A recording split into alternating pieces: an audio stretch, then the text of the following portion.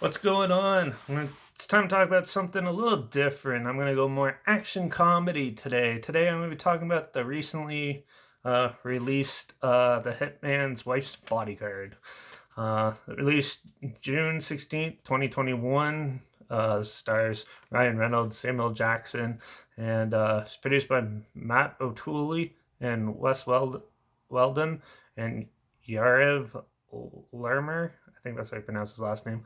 And it was directed by Patrick Hughes, who's also known for directing The Hitman's Bodyguard. This is the sequel to it. and yeah, The Expendables 3, The Man from Toronto, and Red Hill, to name a few. And this had a box office surprising low box office earnings for these type of movies. It only made 69.5 million, and usually films like these of this caliber takes at least 100 million to make. So I'm pretty sure this one was a flop, but don't quote me on that. It might be something a little different, but we'll see. But yeah, The Hitman's Wife's Bodyguard.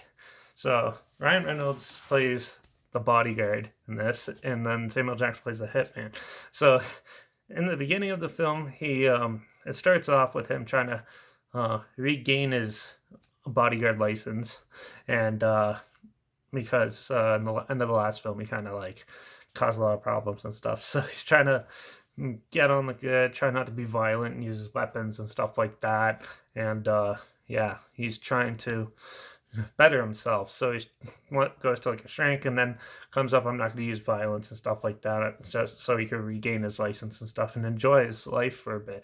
But in the midst of this, a woman is being like trying to be is like getting people are trying to assassinate this one chick, and basically it's up to him to like help her out even though he doesn't want to. And yeah, throughout the process of like helping her out and figuring out who she is, he realizes the wife of the hitman that he was protecting, Samuel Jackson's character, and they reconvene and end up going on this crazy adventure together, all three of them trying to stop these bad guys and stuff as they're going on, because only they got like your typical they're the ones that only know the truth, and they're basically trying to pursue them, and it's up to them to stop them. Yeah, so basically that's the plot of the movie. It's very generic and basic, but the comedy really stands out in this film. It's so funny, and the way they use like CG and stuff like that for the special effects, because like Ryan Reynolds gets beat up pretty bad in this movie. It's pretty aggressive and a lot of good violence, a lot of good chase scenes. The special effects and stuff are pretty well done. Even the CG in this is pretty good for what it was. And there's some very funny scenes in this. It was pretty well done. This is a pretty good follow up to an action comedy like the Hitman's Bodyguard. Definitely well put together, well thought out, and they definitely knew how to progress these characters and put them in another awkward situation and make it even more entertaining, or at least equally entertaining as the Hitman's Bodyguard, the first one. So I was really pleased with that. I really enjoyed it, and it was a fun ride and a lot of good action, a lot of good comedy, just what you're looking for. Now, the big problem here is this is what you see in a lot of movies nowadays. There's nothing really new going on. There's some cool new like fighting techniques and angles and stuff that they use, but there's nothing really new to the story. It's your typical hitman, um, assassins and stuff like that action flick, mixed with a little bit of cheesy slapstick comedy and a couple good liners here and there, but a lot of good slapstick, funny moments and stuff, which kind of elevates it a tiny bit. But I was looking for something a little more unique and something a little more like dynamic to make the film be pushed even further and stuff like that, like the original did. Where the original one we didn't really see that much in film, and then it brought that to the table, which made it a good one. This kind of just stuck with the same mold and played it safe instead of trying to elevate themselves even further. They could have made the assassins a little more not just generic, but they could have pushed them a little further into a good action realm. There is an interesting twist in the film, but you could sort of see it coming once the character is introduced.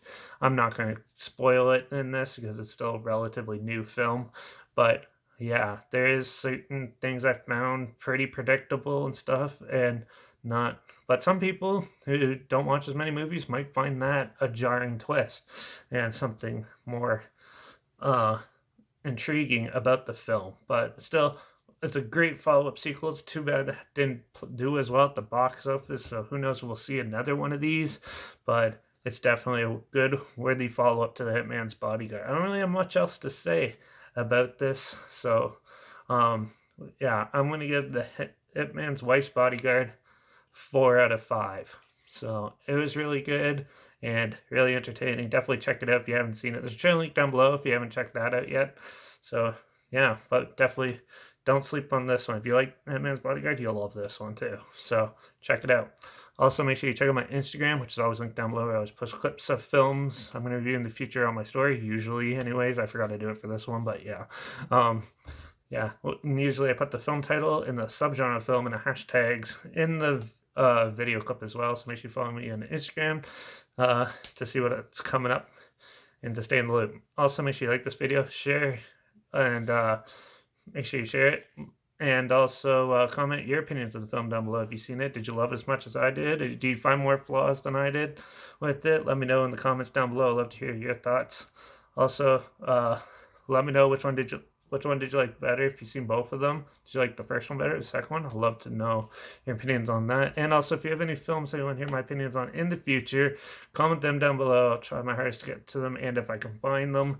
And yeah, make sure you subscribe because you never know what I'm going to talk about next. I was pretty impressed with this one. And yeah, so hopefully we find some cool, good movies together, especially ones that you'll never think of checking out. I know this one's more mainstream, so I'm probably going to go more indie old school for the next one, but we'll see. So, yeah, but keep going to the theaters, keep supporting the stuff you love, and I guess I'll see you all in the next review. So, cheers.